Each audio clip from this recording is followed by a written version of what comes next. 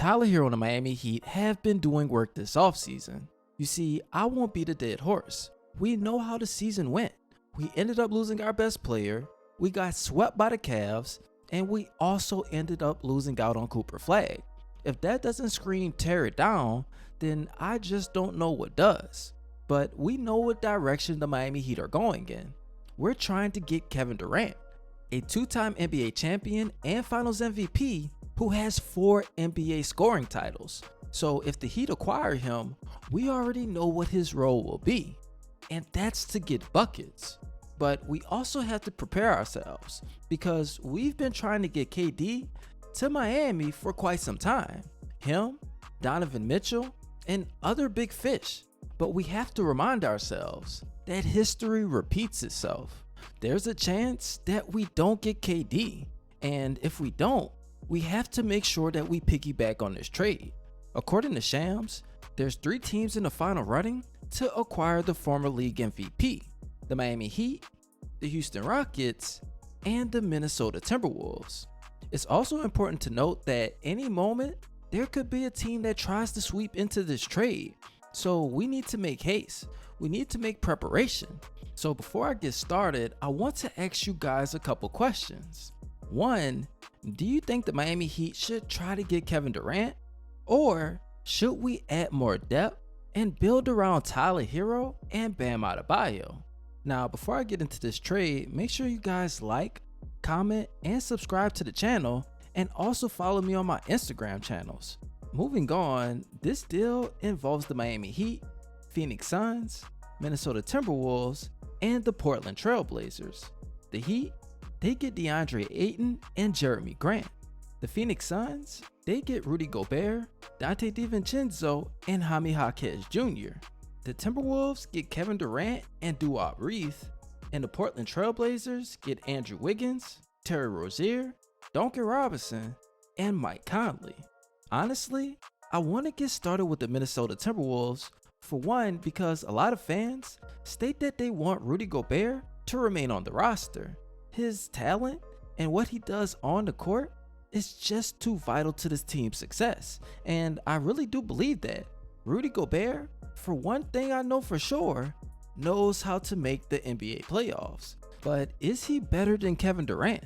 Is he really worth it?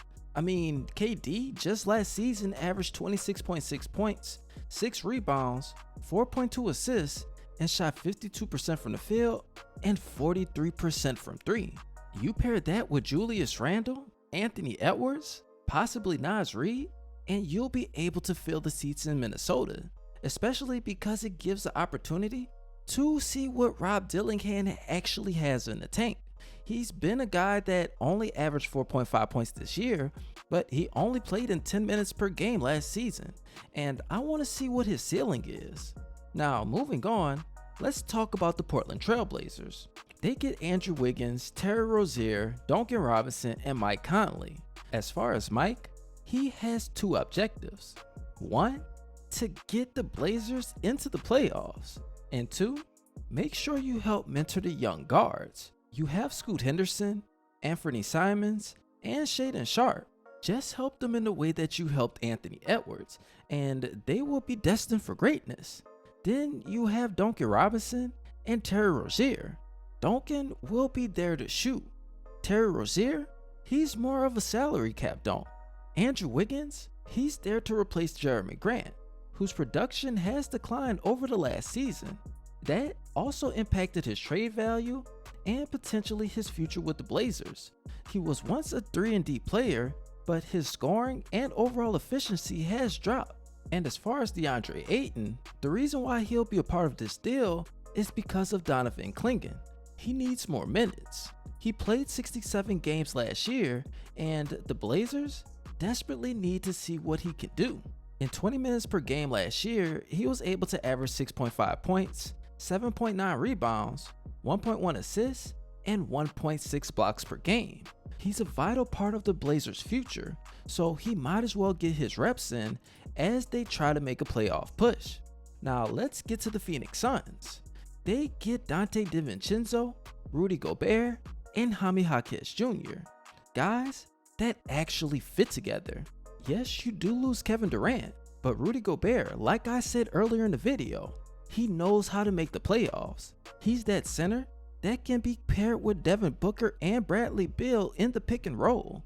Dante DiVincenzo, he can be a secondary ball handler, and depending on the game situation, he might be able to be your first option. Jaime Jaquez Jr., we all know from the Miami Heat fan base that he is a Swiss Army knife. He can score, rebound, and has court vision, so whatever you need him to do, he'll do just that. Last and not least, let's get into the main topic, and that's what the Miami Heat get in return. They get Jerami Grant and DeAndre Ayton. Guys, that will be great alongside Tyler Hero and Bam Adebayo. For one, DeAndre Ayton has been to NBA Finals. Let's not forget, with the Phoenix Suns, they were up 2-0 against the Milwaukee Bucks before the famous breakdown. And I know for a fact that that will be great for Bam, because he can roam around on defense.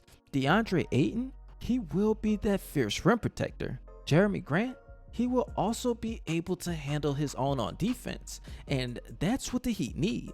Just a few videos ago, I told you guys, some analysts believe that the Miami Heat need to follow the blueprint of the Golden State Warriors, because Tyler Hero can be somewhat compared to Steph Curry. Not saying that he's as great of a shooter, but he is a vital scorer for the Miami Heat. Bam Adebayo has been able to be in that Draymond Green role. In my opinion, I kind of compare it to the Anthony Davis situation. Bam is a natural 4, so if you slide him there and allow someone to play center, then you'll actually have some success. As far as Jerami Grant, he'll be there to replace Andrew Wiggins. And like I say over and over and over again, the Heat has always revitalized careers, and Jerami Grant needs to be in a new situation for him to flourish. So just take a chance. You still have that 20th overall pick. You can try to get a younger guy, and you don't need to use that to get a backup center. You can also do like I also said, make that 20th pick 26 and 27. Try to get a trade in with the Brooklyn Nets and build some depth onto this roster. This is a loaded draft, so the Heat have options. Now you guys tell me what you think in the comment section. Do you think that the Miami Heat should just go ahead and get Kevin Durant? Or should they build onto this current core? Try to make something out of Tyler Hero and Bam Adebayo.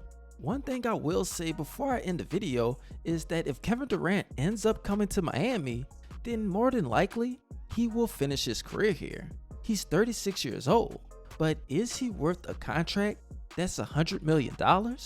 You have to answer that before you leave this video. Now, I appreciate all you guys loving your support. Don't forget to like, comment, subscribe, and tell me what you think the Miami Heat should do. Don't forget to follow me on my Instagram channels, and I appreciate all you guys loving your support. This your boy Scotty Ice, aka Baby Bron, and you already know, I'm out.